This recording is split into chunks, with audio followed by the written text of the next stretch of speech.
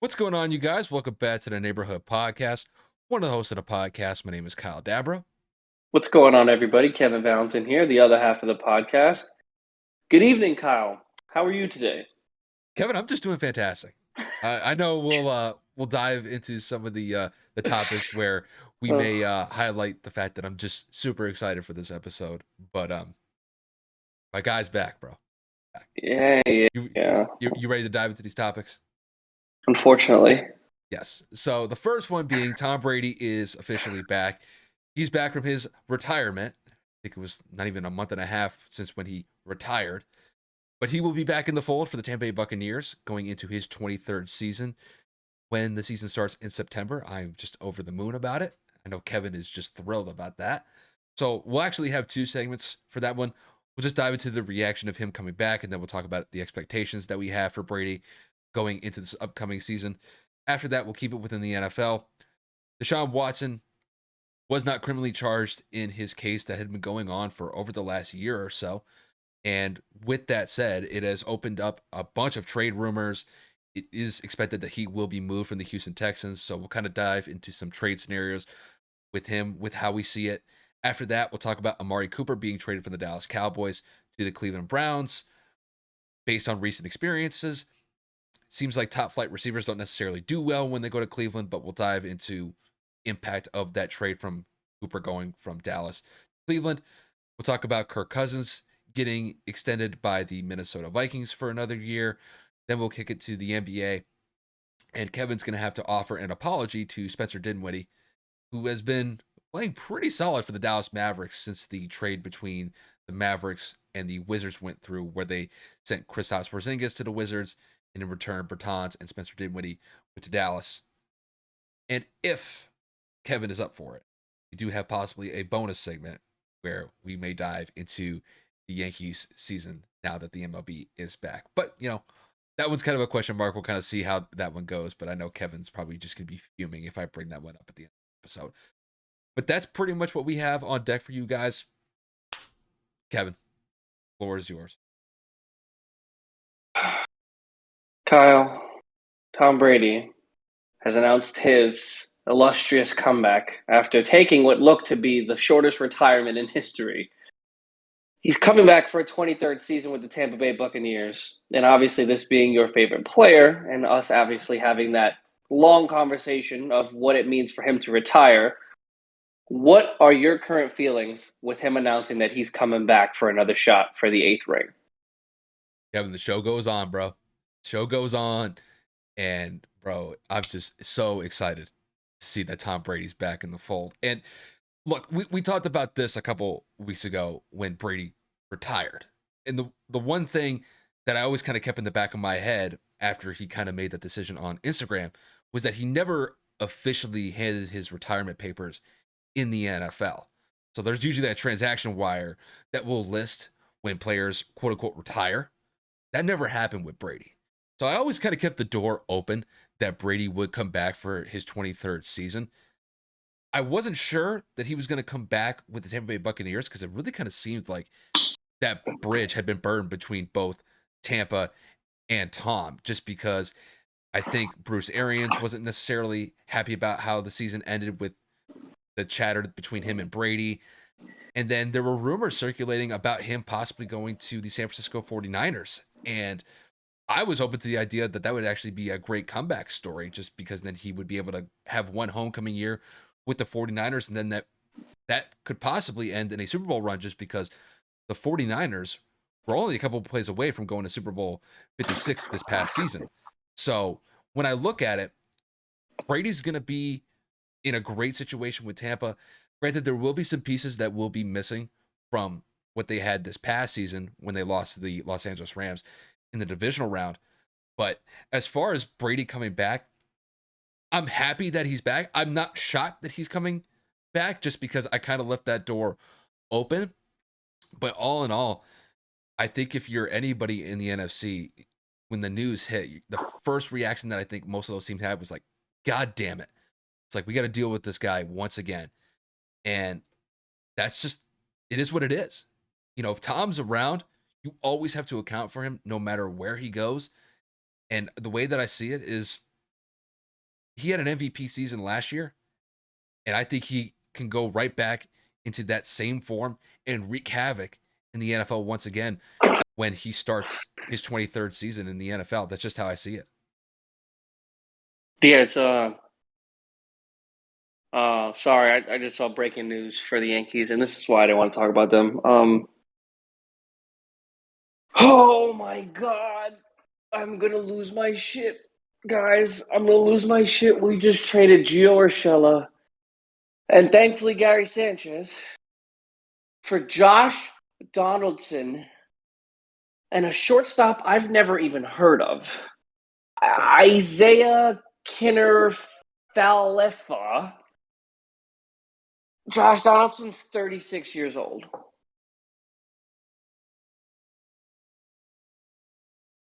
Kevin, Come on, man. Kevin, Come on, bro. the floor is yours, bro. The floor is yours. Oh my God. This is what I'm talking about. Like, what the fuck is this? How, you want me to get excited about this? This is what we do when the season starts? Are you fucking kidding me right now? Josh Donaldson's literally 36 years old. What? I'm happy Gary Sanchez is gone. Don't get me wrong. Ecstatic. I don't even know who this other player is. He could be a Gold Glover for all I know, so I can't talk any shit. But Gio Urshela, really? Like, come on, man. Like,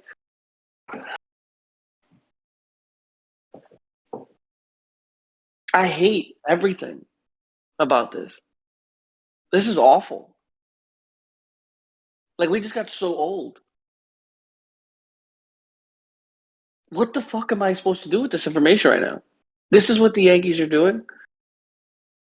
Like, why did this even happen? Like, who catcher Ben Robertot is headed to New York along with Josh Donaldson and Kinner Falefa. Gary Sanchez and Gio Urshela are going to Minnesota. Who is this guy? Who is I don't even know how to spell this man's name. Whatever his name is. Fin what? Falefa? Fal. Who the fuck is this? I don't even know who this person is. It's not falafel, right? Falefa. I'm gonna. That's you, bro. You got the report in front of you. That's all you. He's what? What is this? We have. He had. What did we just trade for? He had 172 hits, 53 RBIs, 20 stolen bases, 28 walks, 107. Where's your batting average? He batted 312 last year. Oh, excuse me, I read that wrong. That's on base percentage. He batted 271 last year. He's only 26. He's been on the. How the fuck? He's been on the Rangers this whole time, but we just traded from the Twins. That's weird. Whatever. I'm not even gonna.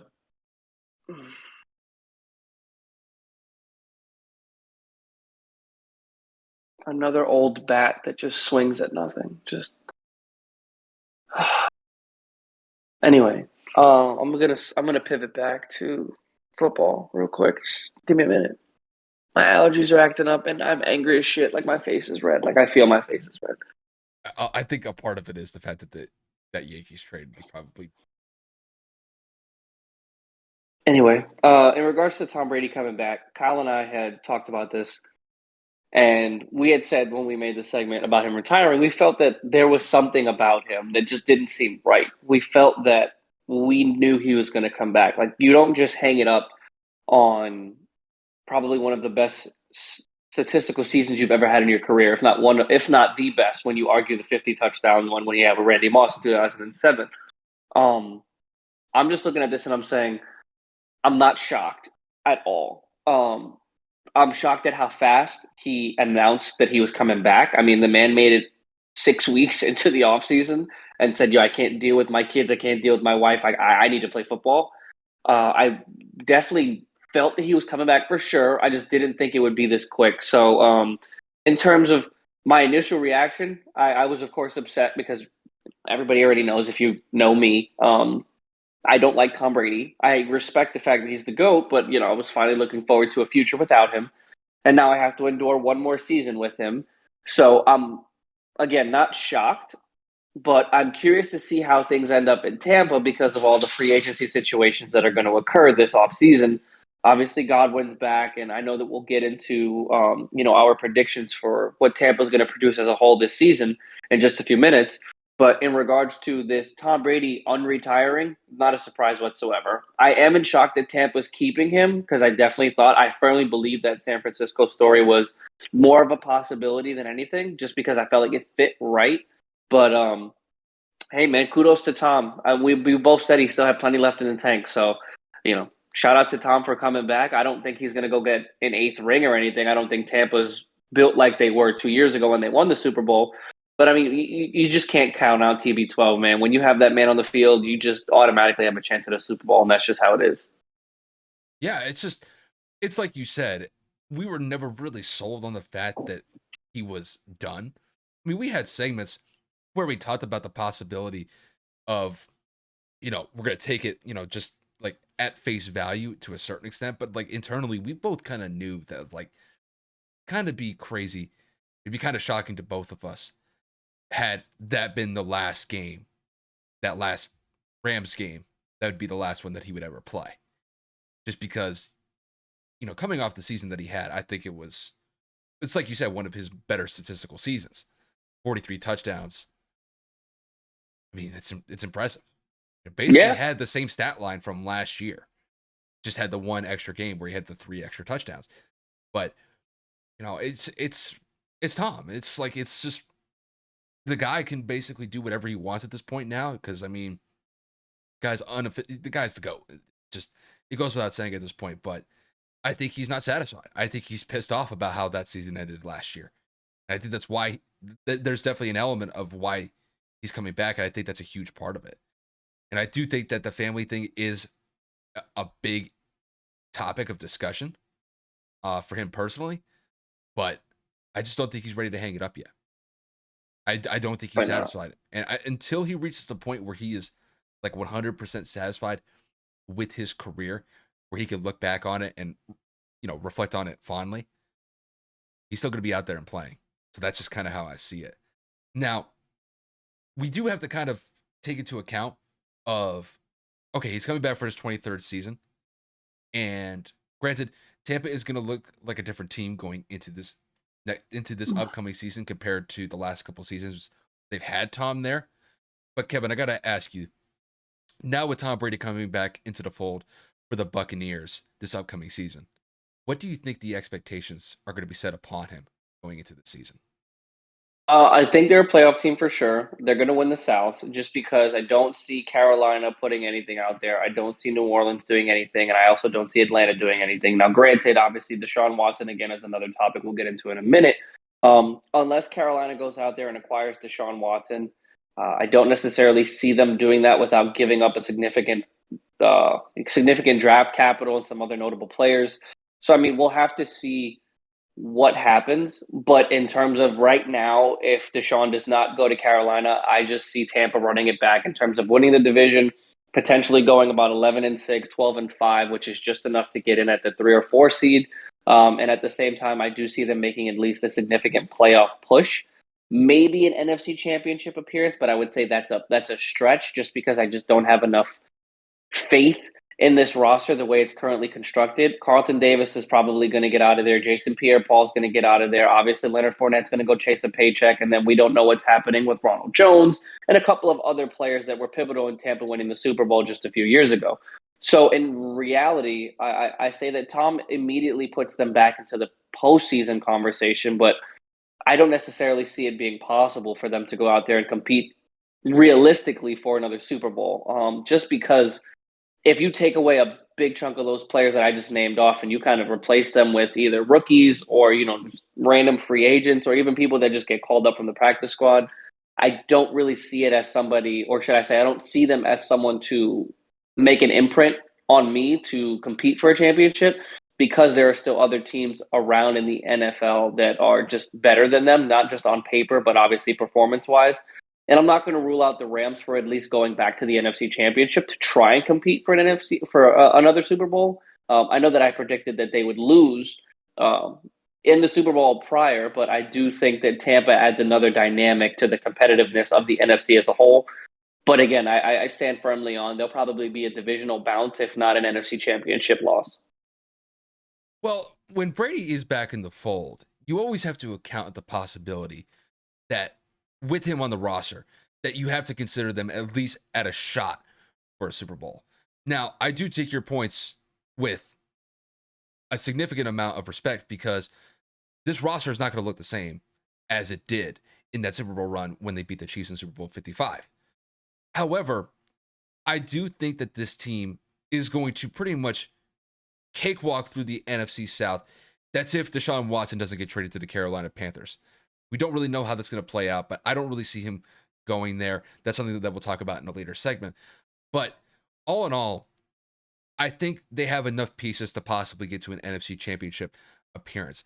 When I look at the entire scope of the NFC, you have to account for Green Bay. You have to account for the Rams. They just won the Super Bowl.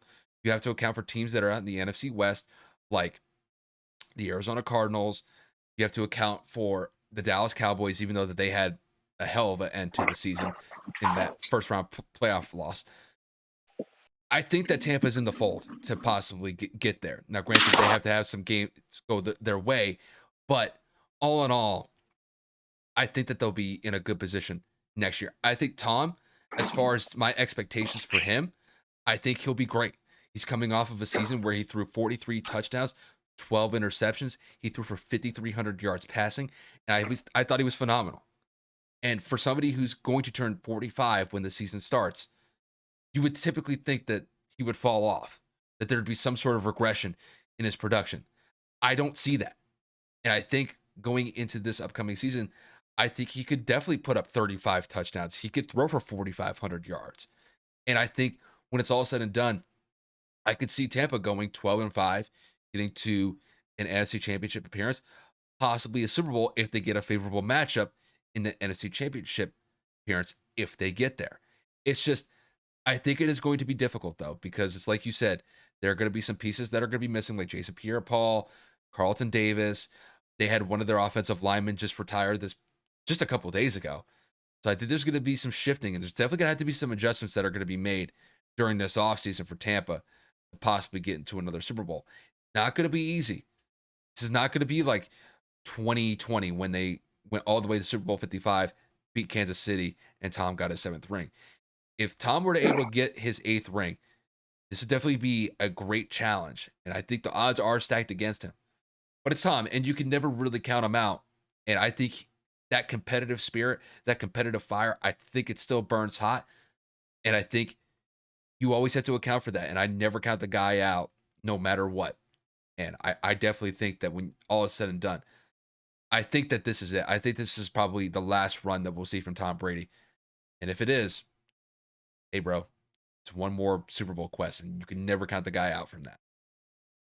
Yeah, no, that's 100% the truth. When you have Tom Brady, like I said a multitude of times, he puts you in a position to compete for a championship. But I just don't see it happening to where this roster will be pushed into the upper echelon competition of a Super Bowl for, this season. And at the end of the day, it is what it is. He obviously gives them a shot more than anybody else Mm-hmm. did. And now Tampa could just focus on either trying to keep the assets that they currently have and or look to acquire some other additional pieces, because everybody thought the last week or so that Tampa was in the move or was in the market for a quarterback and was obviously probably going to go into a full rebuild mode, if I'm Yep. being completely honest with you, just because people were willing to leave. Obviously, we saw a bunch of other free agents that are currently on Tampa looking and to be taking other offers from other people. And now with Tom coming back, does that entice Carlton to stay, JPP to stay? Like, does that mean that they want to come back for cheap? So we will see what happens overall. But I mean, Tampa as a whole is a playoff team no matter what. We've all seen teams go on runs that they shouldn't have been on, and it ends up panning out, whether it's a Super Bowl berth or a Super Bowl win. Yeah, and even on the offensive side of the ball, I mean, you mentioned names like Leonard Fournette, Ronald Jones. We don't necessarily know what Gronk is doing yet. because Gronk has already been kind of circulating in rumors about possibly going to the Bengals. We've seen those rumors pop up just a couple weeks ago. I could definitely see a scenario where Gronk goes back to Tampa just because Tom's his boy, and I could definitely see a reunion there once again. When it comes to AB though, AB is not going to be with the Bucks, so I think that's definitely going to be. I think it's going to be a spot that Tampa's going to have to try to adjust to, just because when AB was not on the field for Tampa, that wide receiving core definitely took a hit, and it didn't help that Chris Godwin left the season with a torn ACL. Now, granted, they will get him back in the fold on a franchise tag this upcoming season. So, I mean, all in all, it could be worse. I mean, Tampa could be faced with a situation where they could have either had to go with Blaine Gabbert or Kyle Trask as a potential starting quarterback. And now that Tom's back in the fold, they can at least say, okay, now this is something that we can work with for this season. We could definitely make the playoffs with this roster. It's just, how can we bolster this roster to not only make it a playoff team, but to make it a Super Bowl contending team? And I definitely think there's still a lot of work to be done. I think that front office for Tampa, they're going to be busy this offseason, trying to make all the adjustments to possibly get this team for another Super Bowl run. But getting Brady back in the fold, I think, was absolutely pivotal. And I think it definitely keeps them in the realm of possibly being a Super Bowl contender. That's just how I see it. Yeah, for sure. And more news with the Yankees. We are eating Josh Donaldson's $50 million he's due for the next 2 seasons. Mm. Yay. Yeah, you're furious. Oh, so mad. So mad. The catcher we just traded for that came in that deal is 24 years old, only played 98 major league games, struck out more than 20% of the times he was at the plate. Even worse than Same Gary batting Sanchez. average as Gary Sanchez. Same batting average as Gary Sanchez in the low 200s. So good job, guys. Good job. Off to a hot start, and the season hasn't even started yet. And you wanted me to talk about this stupid team. They brought it upon themselves. I just don't understand. I just don't. 36, bro. $50 million. 36. You're going to pay a man $50 million by the time you're almost 40. It's fine. Just proceed. Fair enough. But we will keep it within the realm of the NFL. We do have to talk about Deshaun Watson. Now, Deshaun Watson was not criminally charged in really the sexual misconduct case that he had been facing the last year or so. I believe that there were 9 defendants that were possibly going to be in that suit if he was criminally charged for that sexual misconduct case. But he was found not guilty. They're not going to pursue criminal charges. And with that said, it has now opened up the floodgates to trade rumors across the board from the NFL. And really, that's kind of the point that we're trying to make here is we don't really know where he's going to go. There's been some rumors that he's potentially linked to teams like the Seattle Seahawks, teams like the New Orleans Saints. There's a bevy of teams that could definitely be looking at Deshaun Watson's services going into this upcoming season. And adding somebody like Watson could definitely bolster the roster no matter where he goes. Now, Kevin, to kick this one to you, where do you think that Deshaun Watson is going to be traded to when it's all said and done? To be honest with you, I think Seattle is the best fit. I think he will end up a Seahawk because Seattle just got all those picks for Russell. Seattle still has their own picks. Seattle still has some cap space issues that they need to resolve, so they may trade some players with some draft picks to kind of alleviate and make up for what it is that they're going to inherit with Watson's contract this season, if that ends up happening. But in terms of offensively, I think this is the best suited place because they have DK Metcalf, because they have Tyler Lockett and a couple of other not no name, but like lower tiered level receivers that just make the most sense. They have a strong run game. The only issue is obviously they are going to have to build up that offensive line, which is a big reason why Russell wanted out in the first place. So it's not like Deshaun's going to be doing anything different. He was running for his life for the most part, for the majority of his career in Houston. He's just going to be doing it again in a different conference across the country. So I think it makes the most sense. I mean, if you look at what Houston was asking for when these trade rumors started last year, they wanted anywhere upwards of 4 to 5 first-round picks with personnel or pick swaps, if not all of that. So if you incorporate the 2 first-rounders that Denver gave Seattle this week or last week, then you incorporate maybe one or two more, if not another first round pick and then a second or third, or maybe even both, you can accumulate 5 to 6 picks that aren't even necessarily yours to begin with because you got them for Russell. Use those assets, maybe throw in a pick or two of your own, and kind of bundle that up to throw towards Houston so that they can build for their future. Now, again, I'm not saying that Carolina is going to be ruled out of this, but I don't necessarily know what Carolina would have to offer outside of maybe Christian McCaffrey, which wouldn't make sense if you were bringing in an offensive weapon that would make McCaffrey better. But because I know that he's on the block because of injuries, and by he I mean Christian, we don't know what's going to happen.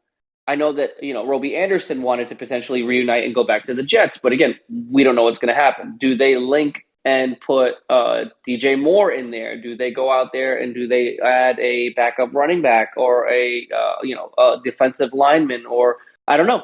Do they try to re-sign and trade Stephon Gilmore? I have no idea what's going to happen. The point of the matter is, what makes the most sense is Seattle, because Seattle has the means to do it. But I would not rule out Carolina because they have been in the mix for him since last season, and I just think that it makes the most sense for him to go to one of those two. But if I had to put my bottom dollar on it, I think that Deshaun Watson will be a Seattle Seahawk. Kevin, this is always a tricky one because, trying to just basically speculate just based off the rumors that we've seen. Off the reports that from what I've seen, I could really kind of label it to three teams. Seattle's definitely one of them. I definitely got to throw Carolina in there.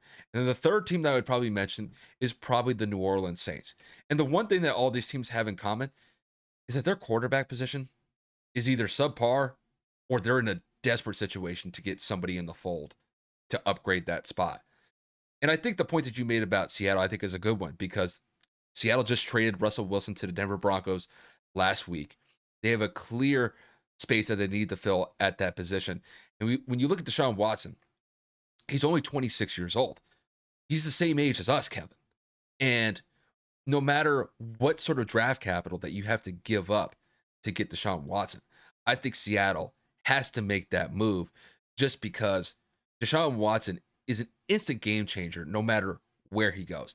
And I think when you look at what Deshaun Watson could bring to Seattle, for example, I think that team could definitely be a playoff contending team if they make those offensive line adjustments in whether it's in free agency, whether it's in the trade market, whether it's in the NFL draft. Those are some things that they're going to have to address this offseason. So I definitely think Seattle is in contention. I think New Orleans is going to make a huge pitch to get Deshaun Watson simply because Houston is trying to trade out of conference. Usually that's how these trades go. That usually because team that's trading someone away, they don't want to deal with the guy that they traded within conference for the foreseeable future. So I think they may look to the NFC South to possibly trade him, whether it's the Saints, because the Saints, granted, they do have Jameis Winston, but Jameis is coming off of an ACL tear. Things didn't necessarily go well with Taysom Hill when he started to get some burn at the quarterback spot. So things are kind of in flux in New Orleans. And I do think that bringing someone in like Deshaun Watson into the fold, I think it could re-energize that entire team now that Drew Brees is gone, now that Sean Payton is no longer there anymore. Deshaun Watson could definitely be that spark plug to make New Orleans relevant again, just because the Buccaneers have pretty much owned that division since Brady has started playing for the Tampa Bay Buccaneers. And then when you mention teams like Carolina, I think Carolina's kind of in a very similar situation that New Orleans is in. They brought in Sam Darnold last year, and Sam Darnold, I think he's a decent quarterback when he's in a decent system, but it hasn't really materialized in anything significant throughout the early parts of his career. It didn't work out in New York, didn't necessarily go his way in Carolina his first year. I don't know if things are going to improve if they try to retain him going into the second season, if he were to stay another season in Carolina. But you look at Deshaun, and Deshaun would be an immediate upgrade over Sam Darnold. And I really think that RPO option that they can run with Christian McCaffrey and Deshaun Watson potentially, I think it would be a nightmare defensively for whatever team is going up against the Carolina Panthers if they were able to trade for Deshaun. Just, I think all in all, the Carolina one would be kind of interesting because Carolina has some pretty skilled wide receivers at their disposal. Robbie Anderson's really kind of the one to mention off the top of my head.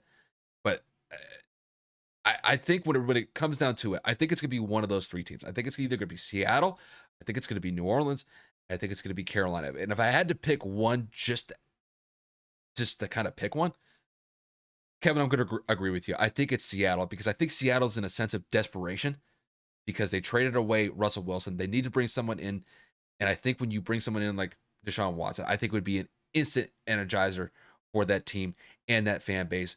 That's not to discredit like him possibly going to Carolina or New Orleans. I just think that Seattle's in a desperate situation, and I think they'll do whatever it takes, no matter what the package is, as far as the draft capital goes, to send to Houston to get Deshaun Watson. That's just how I see it.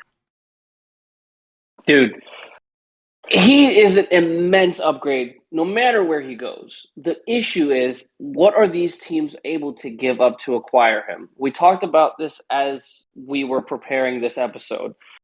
Houston is genuinely sitting back right now, and their phones are ringing off the hook. Their emails are blowing up. They have full advantage of every single scenario in this case. And they're going to wait until they hear the right offer. Now, whether or not there's a blind suitor or like a suitor in the shadows kind of giving them something in their ear, we're not going to find out for a little bit. The only reason we're saying Seattle right now is because of everything they just received and what they just lost. Now, if you throw in the actual needs of specific teams, I wouldn't put it past New Orleans to start a brand new generation and say, you know what? We just lost Breeze. We got to throw the book at this kid. Michael Thomas would be happy. He would end up wanting to stay. Maybe Armstrong, the left guard or the left tackle, whatever offensive lineman it is. Or is it Armstrong or Armstead? You know what I'm trying to say. It's Armstead. So I think that he would be inclined to take a pay cut to play with a quarterback like Deshaun Watson's caliber. I think that the other players on that Saints roster, like, you know, that safety that's available right now, oh my goodness, is it Marcus Williams, right? Mm-hmm. Or is it Marshawn Lattimore? Marshawn Lattimore took his extension already, so he's there. But I'm saying overall, there are players on that team that may reconsider if they go out and make a trade like that. Who's to say maybe Deshaun Watson doesn't end up in Carolina and they find out a perfect suitable trade for him.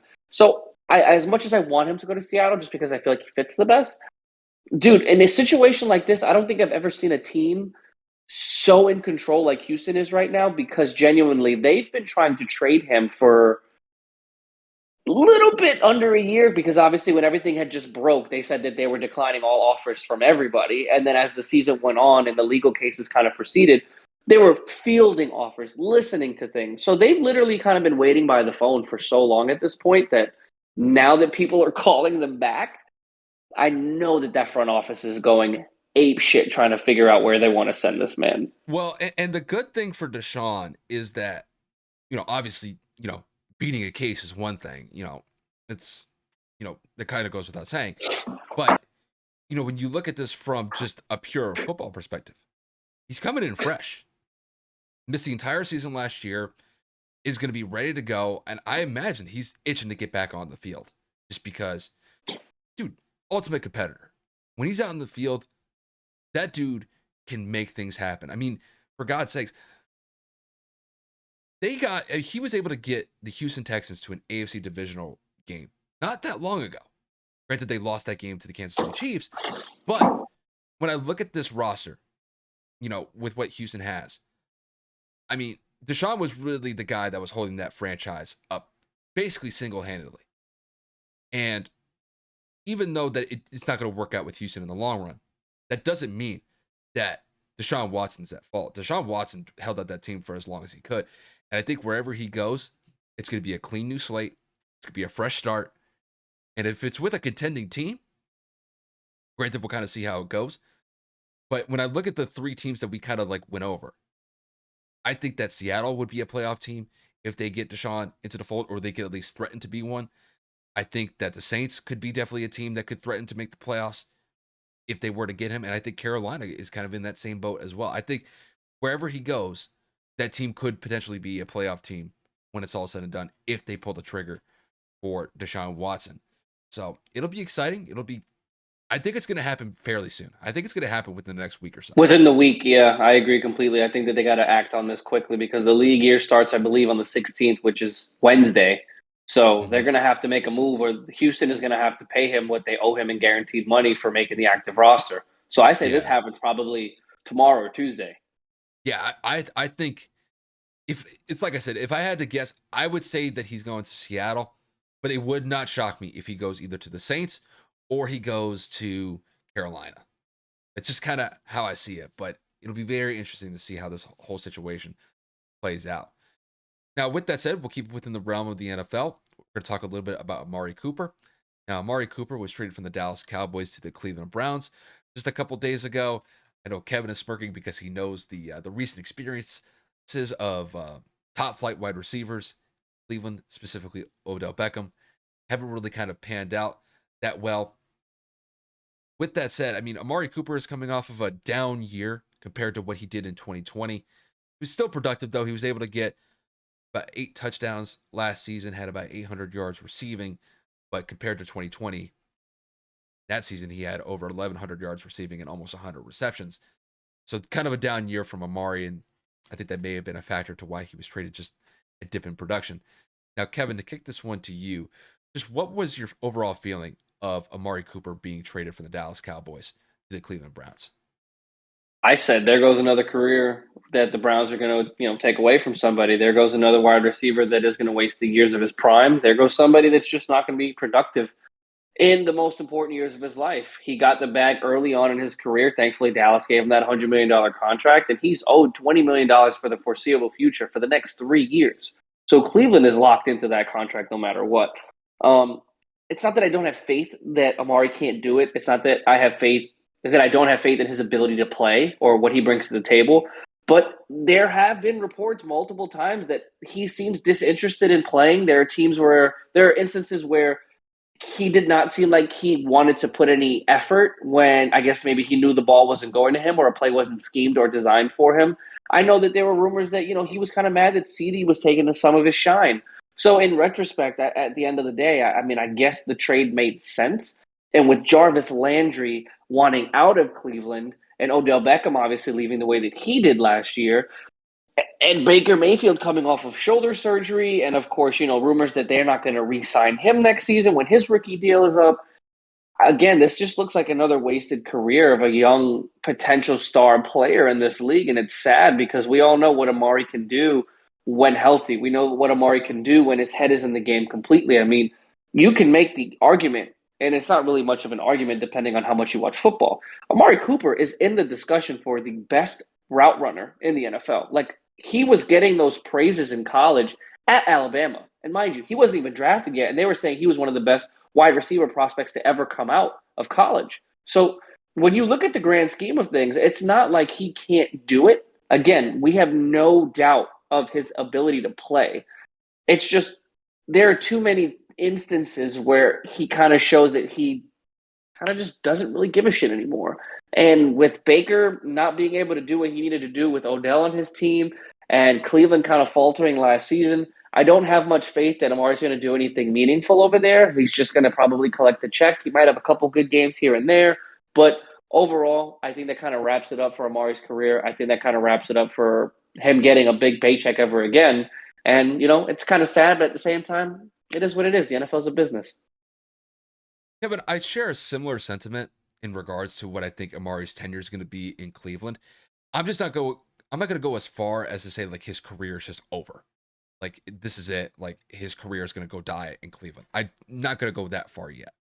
Now, I think when it comes to this trade that Dallas did with Amari Cooper, I think it was solely because I think they get him off their books. And I think it was coming off of the heels of a dip in production because in 2020, he had over 1,100 yards receiving, had almost 100 receptions. But this past season, there was definitely a dip in production where he only had about 800 yards receiving. Granted, he did have 8 touchdowns compared to the 5 that he had in 2020. But overall, you didn't see that same type of production in back to back years that I think Dallas was expecting. And I think Dallas got a decent trade offer from Cleveland. I think they just pulled the trigger with it. I think Amari, it's like you said, Amari is one of the best route runners in the game. It just the breaks that he makes on his cuts, the fact that he's able to get separation, those are great aspects and those are great features of what you're looking for in a wide receiver. And hopefully that Cleveland gets that top flight Amari Cooper that we've seen in Dallas for the last couple of seasons. I'm just not convinced that it's going to happen. And I think it's solely because of what Baker Mayfield is putting out in the field. This has nothing to do with Amari's athletic ability. I don't think that anybody is questioning that because he's a great receiver. It's just that I don't think he's going to thrive with Baker Mayfield throwing him the ball. And it's simply just because when you look at recent history, Odell Beckham was a top flight receiver for the Browns and was neglected significantly throughout his entire tenure because Baker didn't really want to throw him the ball that often. He would throw it to other wide receivers like Jarvis Landry, Donovan Peoples-Jones, and maybe David Njoku. But you look at Odell. Odell was definitely not in the mix of targets, and I don't know if Amari's going to be in that same situation that Odell was in. But Cleveland was kind of a up and down team last year. There were times where they may have flirted with being a playoff team, but they just lacked consistency in getting wins when they needed to get them. I do think that Amari can definitely bring a solid piece to that wide receiver core when it does seem like Jarvis Landry is going to be on the way out via a trade. It's just that is Amari going to be better than what we saw in Dallas? And I just don't think there's a lot of motivation there just because Cleveland's not really in a win mode right now. They're not a great team overall. And I think by and large, it's like you said, maybe a couple games here and there, he'll be able to pop off, get over 100 yards receiving, maybe a touchdown or two. It's just that I don't really see a lot of production from Amari, and it may go to his demeanor, just simply saying, is he going to be interested enough to play for a team like the Cleveland Browns? I'm not 100% convinced of that. And I think when it's all said and done, I think if it's better for him, I hope that his tenure with the Cleveland Browns is short. That way he can get out, possibly get to a contending team before his career does come to an end and showcase what he has left. But the guy's in the midst of his prime right now. He's 27 years old. To go to a team like Cleveland, it's really disappointing for me. And hopefully he proves me wrong. Hopefully he goes out there and lights it up for Cleveland this year. I'm just not convinced because I don't think Baker's the guy to be able to get Amari to that top flight level that we all expect him based off of his athletic ability. I just don't think that the production is going to be there. And that's just how I see it. It's like Baker has the potential to be a good quarterback. Like we have seen Baker make some good throws, some good decisions. I mean, not last year, but the season before, he had taken a real big step up in terms of limiting his turnovers, finding ways to capitalize and put his team in positions to win, and of course, just play good quality quarterback football. Mm-hmm. And then you have seasons like last year where you battle with injuries and then the whole Odell situation and just so much that kind of came all with that. You're like, well, now Baker's got a bad reputation for not being able to carry the load or shoulder the load. And now Amari Cooper's coming, but Odell left and Jarvis wants to leave, and they just tagged in Njoku. And there's just so much stuff going on in Cleveland. I can't get behind Amari Cooper giving it his all for a team that, quite frankly, can't even figure itself out. They're going for a potential AFC championship just 2 years ago to last year absolutely falling apart. And it's like, I don't really have faith that Amari's going to want to even play for them, like you said. I mean, I feel like at this point he needs to get traded somewhere else because I feel like he'll go a season, maybe a season and a half, where he's just like not really giving a shit. And then they're going to have to move him because of his lack of production. And I don't know what team is going to get him next, or even if they trade him. But if he doesn't change that mentality, he's not going to last very long in this game, regardless of the fact that you have the athletic ability to create separation. You need to be dialed in every game, all game. And that's just for any position. You can't pick and choose what days you show up to work. I hate athletes that do that in any sport, let alone a football player where your season's already every game matters. It's a 17-game season. You can't afford to take a play off. Well, I think the motivation to play is still there. It's just, I think when you end up on a team like Cleveland, and Cleveland, I mean, let's face it, are they really a team that is threatening for the top of the AFC next season? No. They're not even threatening their own division in the AFC North. I mean, honestly, you can make a case that they're going to be at the bottom end of the spectrum for the AFC North next season just because Cincinnati just came off of a Super Bowl appearance this past season. Baltimore is going to get Lamar Jackson fully healthy, even though that team was 8-3 before he got hurt, and then they just kind of fell apart at the end. And then you look at the Steelers. I mean, the Steelers did make the playoffs last season. Granted, they'll have a big absence to fill now that Ben Roethlisberger has retired. But Cleveland's really kind of looking on the outside in right now. And, when you bring somebody in like Amari Cooper, it's definitely bolstering the wide receiving core. But is Baker going to be effective next season? Granted, he did get the shoulder surgery, or he's recovering from it. But overall, I don't have a lot of faith that Cleveland is going to really make that push to be super competitive next year. Maybe Amari does it, and hopefully he proves me wrong, because, I want to see Amari succeed. I think we both want him to succeed. It's just that I don't think Cleveland's the place where he's going to be able to maximize his talents, and I just don't see that. No, But not at all. But to kick it to another conference, this will be the last NFL topic that we go over. It is going to be Kirk Cousins. Kirk Cousins did extend his contract with the Minnesota Vikings. So he signed a 1-year deal, a 1-year extension, upwards of $35 million. And Kirk Cousins, statistically, is coming off one of his better seasons, if not his best season in his entire career last year. Had almost 35 touchdowns, only had 7 interceptions. Had a phenomenal year, despite the fact that Minnesota as a team wasn't really that good overall. They didn't make the playoffs. When you're playing against a team like the Packers in their own division, definitely tough competition to go up against. Now, Kevin, to kick this one to you, do you think the Vikings extending Kirk Cousins for another year was the right decision overall? 100%. You need to solidify the quarterback position. We know that Kirk Cousins is the quarterback for the Vikings to be able to get it done. Now, he is not a quarterback that takes big risks, but he does take advantage of opportunities.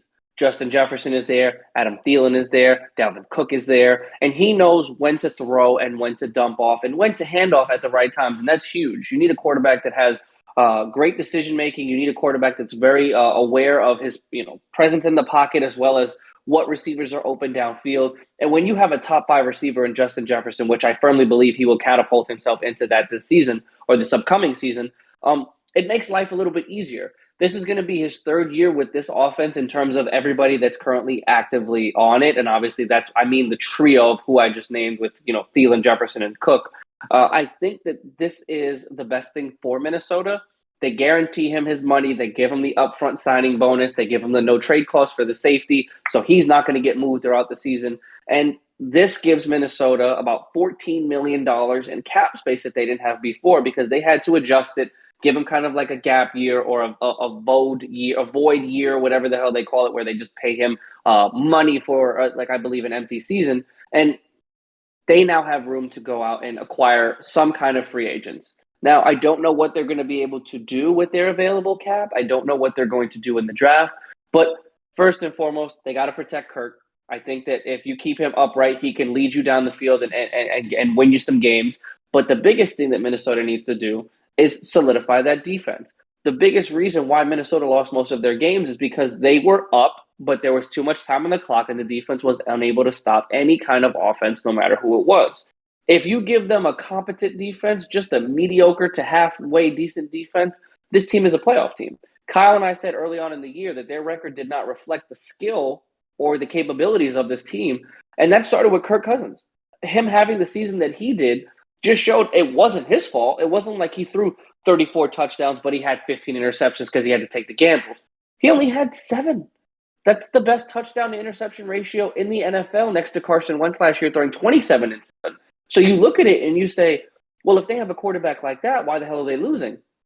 Without a defense, you're not really going to go many places in this league, especially in an offensively driven league. So Kirk getting his extension, Kirk getting the money, and then moving it around to places where they can give themselves some availability and financial relief, I think it was smart. Kudos on their front office for getting it done, because Minnesota was also in the Deshaun Watson sweepstakes just a week ago, before he had actually been cleared of his criminal charges. So this locks him down for another season, if not 2 seasons, because he has this year and next year. So the next 2 years he's good, and Minnesota can now focus on building around him and competing for a Lombardi trophy. Kevin, there's not really much left for me to add. I think you pretty much nailed it on the head. It's just, when you look at Kirk Cousins and you look at his entire career, I think it goes without saying that the best Kirk Cousins that we've seen has been in a Minnesota Vikings jersey. when you look at the entire scope of his career, pretty much outside of 1 year with him playing in Minnesota, he's thrown for 30 touchdowns or more. And when you look at his passer rating, statistically, he's coming off pretty much a career high last year. I think it was the second highest last year compared to 2020. I think that was actually his highest passer rating that he ever put up in a single year throughout his career. And I think it specifically goes to the fact that he has great weapons at his disposal, like you mentioned with Justin Jefferson, Adam Thielen, Dalvin Cook out of the backfield. I like this kid KJ Osborne as like that third option for the wide receiving core. He's nice. He doesn't get a lot of shine. I definitely want to give him some respect just because he's been able to make some big plays for Minnesota, despite the fact that Minnesota as a whole, they've kind of struggled as a unit just because the defense is porous. But overall, Kirk Cousins makes the Vikings a viable team. Now, I'm not saying that this is a team that is going to go to the playoffs next year. I'm not saying that they're going to compete for an NFC championship game this year. They're nowhere near that. But if you had somebody else outside of Kirk Cousins running that quarterback position, Minnesota would probably be looking at like a top 5, top 10 pick next year. And that's really the difference is that Kirk Cousins, he adds a layer of stability to that quarterback spot. He's been playing up to snuff the last couple years. And even though that, like I said, Minnesota struggles as a whole, it could be a hell of a lot worse. And I think overall, I think Minnesota, they have to find some ways to just be competitive with Green Bay because Green Bay is obviously their biggest competition in the NFC North. Really, Green Bay has had a basically a lock on that division for the last decade with Aaron Rodgers in the fold. And the Vikings front office, they have to find a way to bolster this defense. They've got Kirk Cousins locked up for the least this year and next year. They just have to find a way to bring in some pieces to make that defense just a better unit overall. Just because if that defense is even like a top 20, a top 15 defense, you could say that the Vikings could be a team that could threaten to make the playoffs next season. But because that they're one of the worst defenses statistically, and they've been like that for the last couple years, it's going to be tough for me to see any sort of way for the Vikings to make the playoffs next year. But I do think that re-signing Kirk Cousins to that deal was absolutely pivotal. It maintains the stability at that quarterback spot. And maybe if they make some moves this offseason, maybe it makes them more viable. But I think getting Kirk Cousins extended was a big deal. And I think it's something that the Vikings, they had to do. And I think that's smart on their part. And that's just how I see it. Yeah, I like Kirk Cousins. I mean, I've never had really an issue with him. I loved him, especially after that comeback win he led in Washington. He was like, "You like that?" Like his attitude, his energy that he brings to the game. I've always kind of respected that. And of course, now that he's kind of locked in, he gets his money, and he was one of those people that said from the jump, I'm not giving you guys a pay cut. I need my money, and Yeah. I can't I can't be upset when players say that. I mean, Minnesota's not in a place to win, and they needed to help in other reasons. And the fact that he was kind of like in the rumor mill to be traded, and Indianapolis was tied to that as well, trying to go and acquire him over the last, I think, 24 to 48 hours. I saw some reports. I wouldn't have wanted to kind of fold on my money either. Hey, if you're going to get rid of me, you might as well sign me and trade me because I'm not folding. And if not, I'll opt out and I'll become a free agent straight up. And the thing is, like, when it comes to Kirk Cousins, Kirk Cousins is a decent quarterback. I think we can all Above acknowledge average. that. Let's give him a little bit more respect. Definitely above average. But is he a difference maker to like where that team is going to be like catapulted to like a legitimate contender in the NFC? Not really, but I don't know how much I could really put that on Kirk. Kirk Exactly. Kirk is doing what he needs to do. It's just that for some odd reason, Kirk has like good stretches throughout parts of the season, but there are times where he has some really bad games. There are times where he can go out there and throw 2 or 3 interceptions. I'm not saying that, Yeah. a lot of quarterbacks have those games every now and then. But I've liked the progression that I've seen in Kirk's game. I think finally being in a stable position with the Vikings, I think when you have that stability, I think it adds a layer of security, knowing that, okay, at least I know that I'm going to be here for a while. This is not going to be like, okay, I'm only here for a year or two and then I'm looking somewhere else for another spot. So I think, they have a good situation on the offensive side of the ball. I think he's got great weapons to throw to. I think they've been able to kind of lock down that chemistry, and that's huge with young wide receivers like Justin Jefferson. Adam Thielen's he's been there. Like, he's the experienced guy on that offense because he's been there his entire career. But I think Kirk's found a good place with the Vikings. Hopefully, it turns into some sort of playoff success because I do think that the Vikings, they do add some defensive pieces on that side of the ball.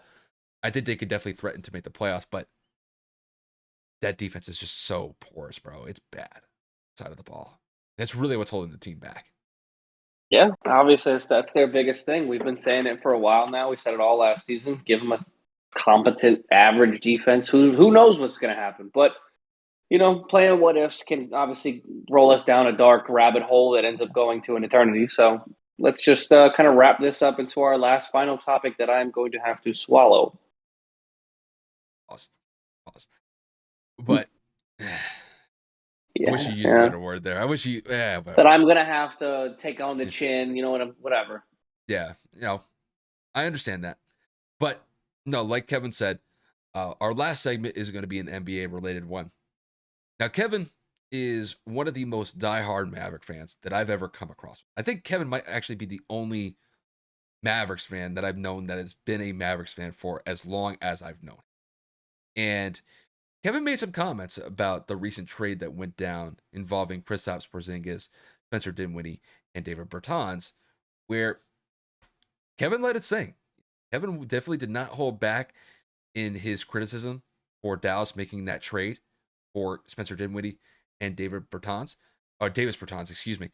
And since that trade has gone down, Spencer Dinwiddie has been playing pretty solid basketball. He actually knocked down the game-winning shot against the Boston Celtics this past weekend in a huge road win for the Mavericks over the Celtics.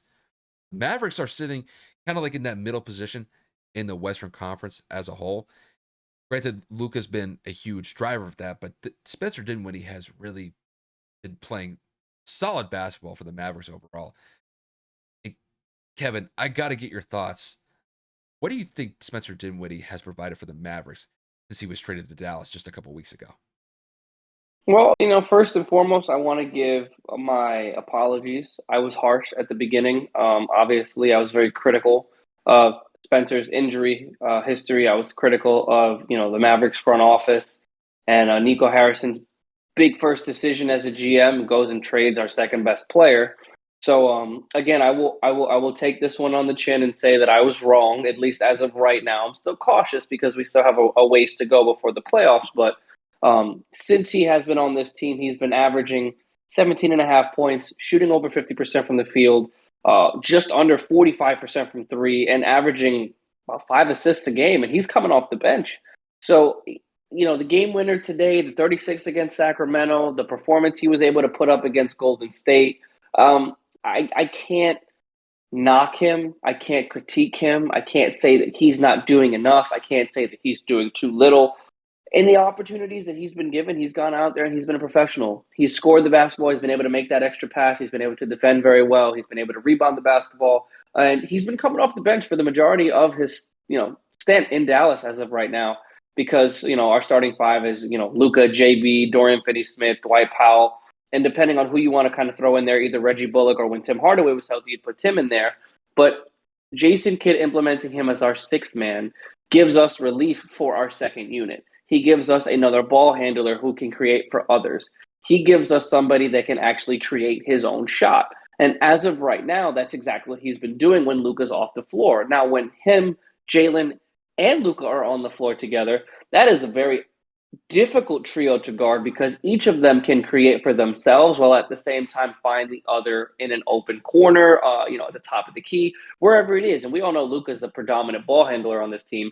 But when you incorporate Spencer's ability to kind of like take the pressure off of him, we've had everything on Jalen Brunson's shoulders for pretty much the entire first half of this year.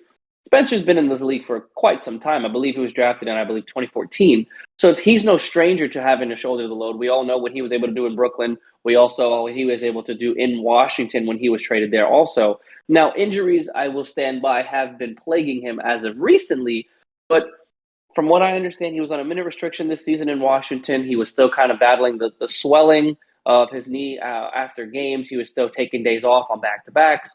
So I believe now that he seems to be getting better, if not fully healthy, from what I'm understanding in the post game interviews, I would say that he's now catching not fire, but getting comfortable at the right time. And Dallas is at, kind of powering their way through the Western Conference. Aside from our embarrassing loss against the Knicks the other day, we've done very well in capturing wins against some key teams in the Western Conference to give us an opportunity to increase our seeding, and a lot of that has been because of Spencer Dinwiddie's play. So again, I will own up to it. As of right now, I've been proven wrong, and I'm hoping that I stay wrong. Now, the Davis Bertans trade piece is still in the air because he's playing like absolute dog shit. But I think KP played his first game earlier this week, if not early on, later in the week last week, like Friday or Thursday, and he had 25 points and 2 or 3 blocks. So, shout out to KP. I hope he has a great career or a great rest of his tenure in Washington. But we'll see how it kind of evens out. But as of right now, Spencer Dinwiddie, I do apologize. You are playing absolutely phenomenal, and I'm very much appreciative of it. Yeah, I mean, granted, I don't follow the Mavericks as closely as you do. I definitely pay attention to what he's able to put on the court on a nightly basis when he gets his opportunities.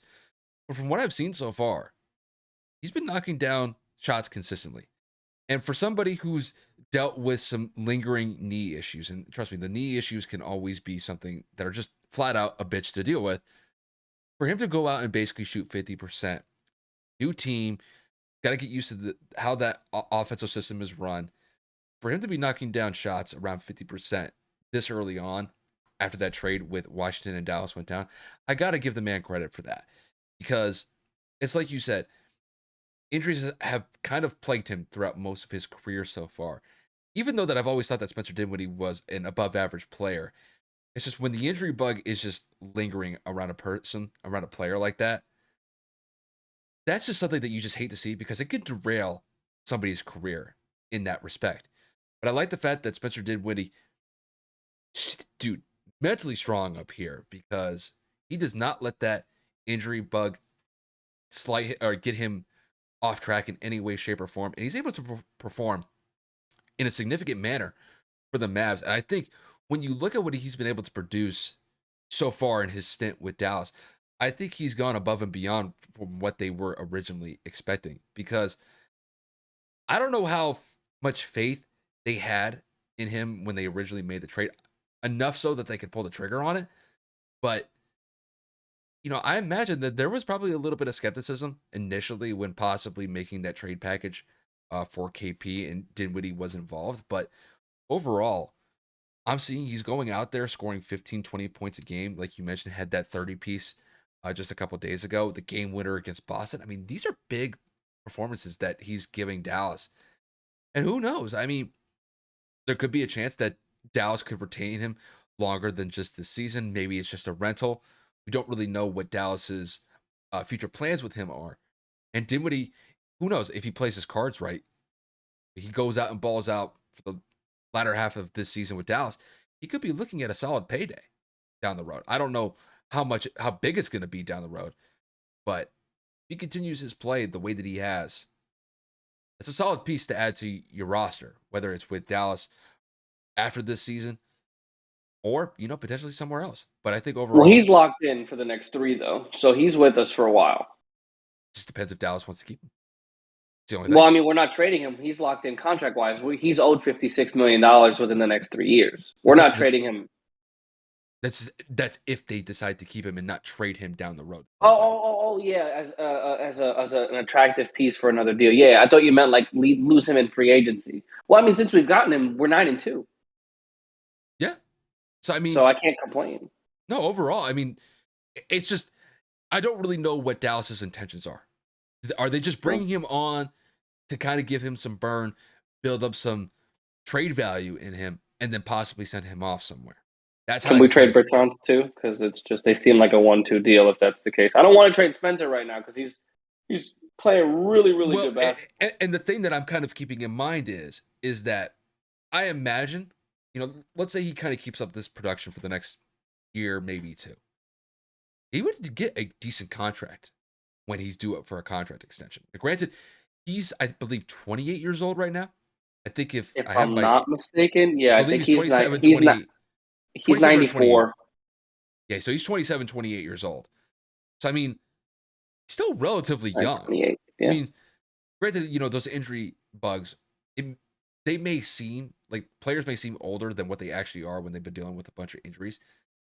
But for somebody who's probably going to be 30 years old when they're going to get their contract extension, that's prime of their career. Now, hopefully, Spencer doesn't deal with any major injuries moving forward. You always knock on wood for that. But I'm saying, like, a payday could come for Spencer if he plays his cards right. Yeah, I would agree. But, all in all, I mean, have the Mavs played up to your expectations, or have they even surpassed it with how they've played this season? Well, I can't say that they've done awful. It's hard because every time I watch it, it seems to be one of those games where we're struggling. I don't know if that's just kind of my luck, but when we play competitive teams like Golden State, like Phoenix, like the Jazz, we can keep up with the best of them. I mean, honestly, our defense is top five in the league. If I'm not mistaken, last I checked, we're one of the top three overall defenses, which is just something I'm not used to seeing as a Mavericks fan. I like how Jason Kidd has come into this, not necessarily favored or not necessarily given much faith or credit, from myself included. I didn't really like the signing, and he's completely turned around this team's mentality. So I mean, defense first leads to offense. My biggest thing, man, I say it to you, I say it to my girl, I say it to everybody.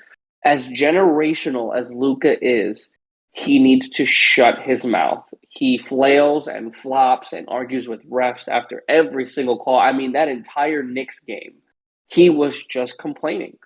That leads to him not getting back on defense. That leads to him getting on the ref's bad side. That leads to him getting in his own mind and getting more and more frustrated. Dude, you're 23. You've been in this league 4 years now. Can you just get it? They're not going to call everything. You can't, like, you yelling at the ref doesn't do anything for the play that just ended. Get your fat ass back on defense. Granted, he's lost some weight since the weight thing has been a thing again, but I'm just saying, get your ass back on defense and do what you need to do. I'm tired of it. He is probably one of our best assets, if not obviously our best asset, but he's one of our biggest weaknesses. He never gets back on transition, and he's always getting teed up. He's 2 technical fouls away from getting suspended, and we are still a good 6 weeks out from the postseason. Like, there is zero reason for you to be arguing with referees at this point. You need to keep quiet because this carries into the postseason. You get another tech or two more techs, any tech you get after that, you miss games. I cannot handle if he gets suspended because of his own mouth. But as a team, I think we're doing pretty good. Better than what I would have thought. Yeah, I mean, you guys are middle of the pack in the Western Conference. It's just that, Yeah, we're tied right now for fourth, and I think we have the tiebreaker over Utah because I think if I read correctly, we you guys are beat Utah 42. the other, you guys beat Yeah, Utah the we're other day, right? we're 42 and 26, but Utah is 42 and 25. So they're up by a half game in terms of mathematics, but we've beaten them the last 2 or 3 times we faced them. So It's just that nobody's really going to catch Phoenix at this point. Phoenix is just so nah, far they ahead and already clinched away. the playoff berth. They're the first Yeah, team.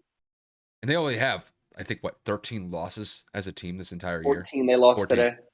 Oh no, Yeah, you guys play them right now. They lost yesterday. yeah, yeah. They're going to smoke the Lakers. They were smoking them the entire night. So Hey, but what did I say? I know we're not talking about that right now. They're 6-4 in their last 10. This Chris Paul thing is affecting them for sure. They're not doing as hot as they were. well, here's what I'll say. Because I watched them play against Miami Heat the other day. Now, granted, the Heat didn't have Jimmy Butler in the game, and that was definitely a major factor. Dude, they spanked them. And Miami's the best team in the Eastern Conference as far as their record goes. It was over in the second half. Because I look at it like this. If I remember that game correctly, I think that the Heat scored around like 50 points in the first half. They scored 25 to 30 points in the entire second half. Phoenix held them to like under 85 points. Now, granted, Jimmy wasn't there. That's a huge factor. Phoenix, I think, won that game by like 20 points. And that was against the number one team in the Eastern Conference without Chris Paul. So I'm just saying, like, when I look at, All I saw was their falter just a little bit. That's all I said. no, I take that point gladly because I think had Chris Paul, stayed on the roster, I think right now they'd probably be what? They'd probably only have like maybe like 11 or 12 losses. You probably take 2 of those losses away if Chris Paul's on the floor.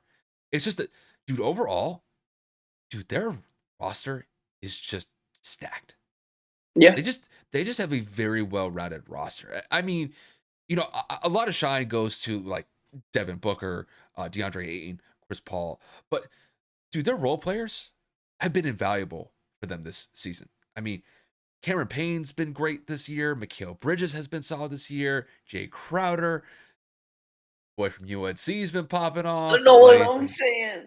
like, I mean, overall, like they're just a good, well-rounded team, and I really do think Monty Williams, he should be the coach of the year this year. It I know, shouldn't even be close. I know. Last year he was kind of in the running for it.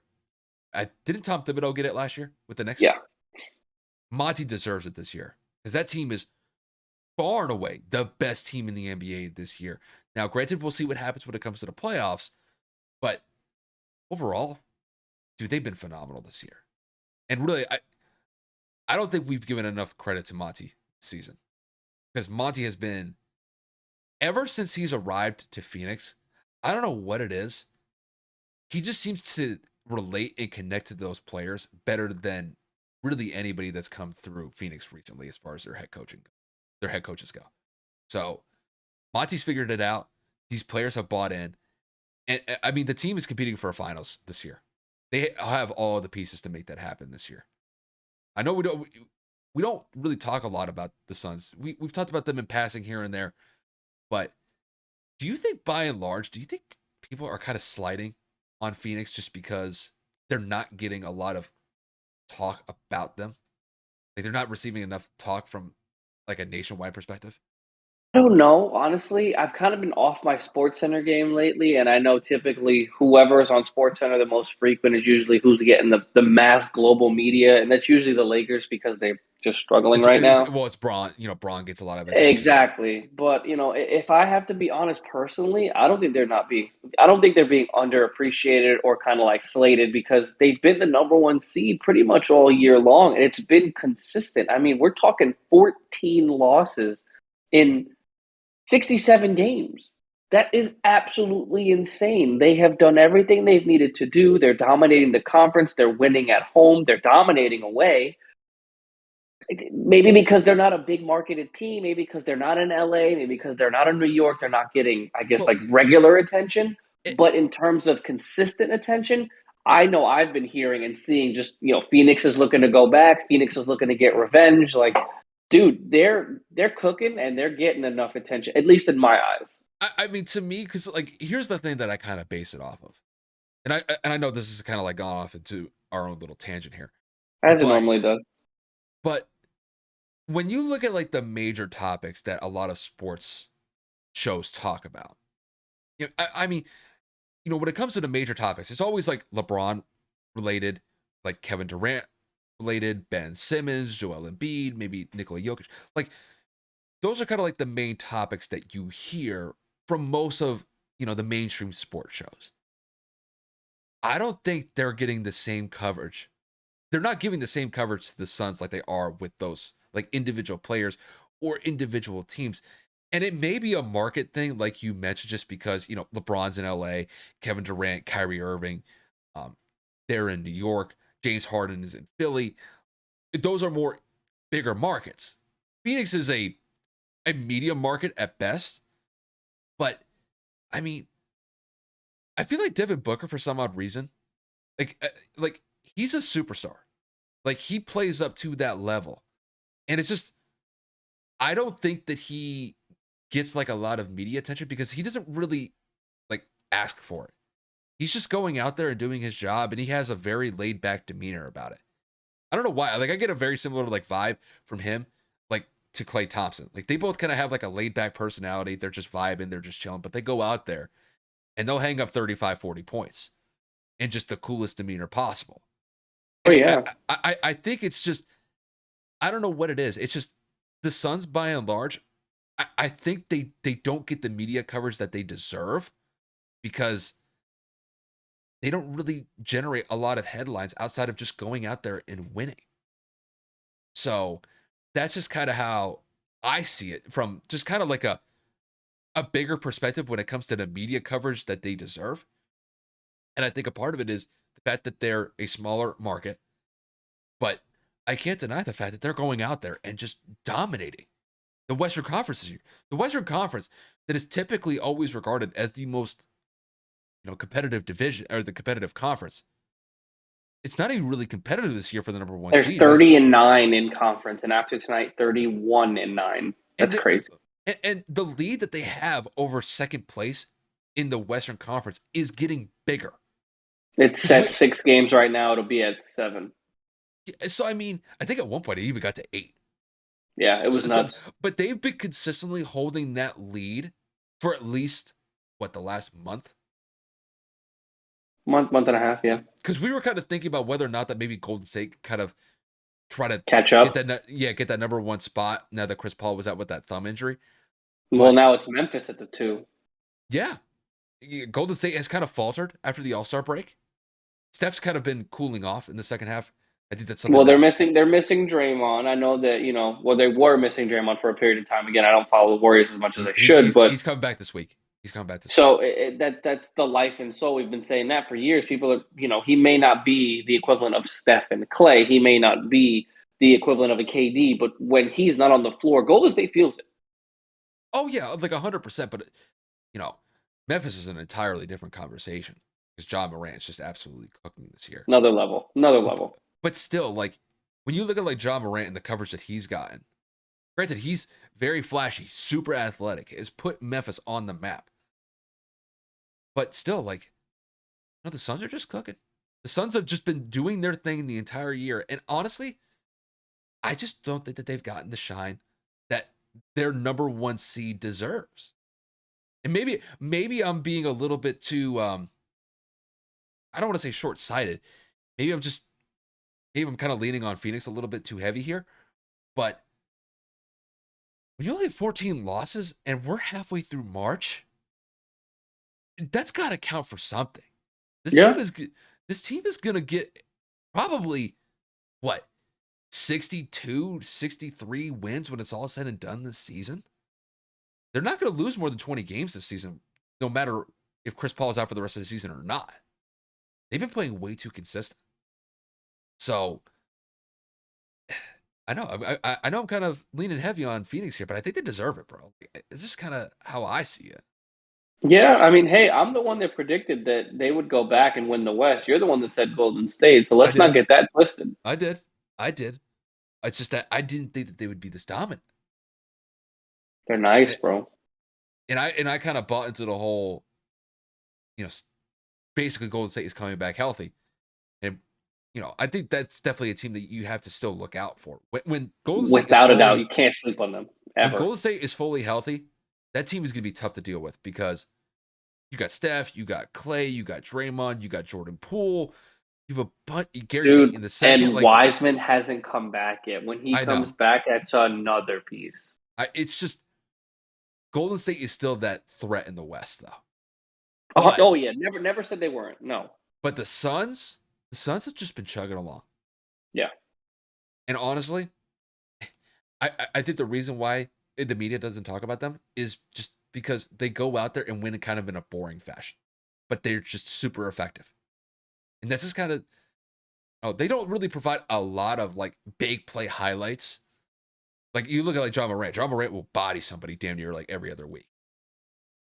Devin Booker will go out there and drop 30, 35 points. And it's like, it's just, it's ho-hum. Just, it's another nice. It's another Tuesday. Yep. It's just another day in the office. Like, it's just, I'm not even a Phoenix Suns fan.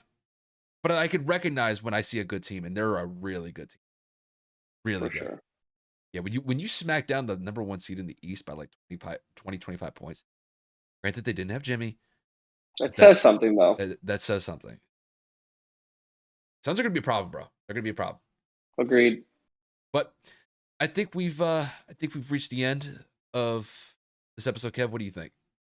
I mean, yeah, definitely. I know it's a little late on our side, but again, just great and happy to get back to, creating content for you guys, putting episodes out there. I mean, Kyle and I just have so much fun. I know that the Yankee thing kind of threw off the entire episode at the beginning, but I mean, like it literally broke as the episode started. So that was an authentic, like, holy shit moment. So I'm not going to apologize for that. It kind of makes our content realistic. Wait. Before we wrap this up, one word response is all I'm looking for here. What'd you think about that Josh Donaldson trade? Horrid. Say no more. But yeah, continue. But I mean, guys, that's going to wrap it up for us today. Obviously, we'll have some stuff dropping throughout the week. Kyle and I have some other content previously recorded that we're going to drop, sporadically to keep our consistency. We're hitting one of those strides, man. I've been telling Kyle for the last 2 days, numbers are going up in every statistical category between social media platform following, subscriber count, audio platform plays and usage. I'm not going to complain. I'm just in shock, but this is kind of how the industry goes. We'll have a month and a half of a lull, and then we'll kind of have a random pickup. So right now we're riding the wave. We're having a good time, and we're just grateful for everybody that's been along for the ride, and we're just going to continue to do whatever we can to make this a fun and enjoyable time for you guys when you listen to us. Exactly. I mean, I really couldn't have said it better. Now that I finally kind of shook off the rust after we took basically a week off, since I was basically dying from allergies. But back into the fold, back to the groove. It's just going to be back to business as usual. We will have probably a segment or two later this week. Just kind of depends on what's out in the sports world at that current moment in time. Just to kind of keep the content rolling. And then we'll have another episode later this week for you guys, kind of like what we've always done. Once again, just always appreciate you guys tuning in, whether it's on the audio platforms, whether it's on YouTube. Definitely appreciate you guys tuning in. Other than that, I got nothing more to say. Kevin, the floor is yours. Ladies and gentlemen, we appreciate everything over the last couple of months, and we will see you guys again later this week. Sounds good.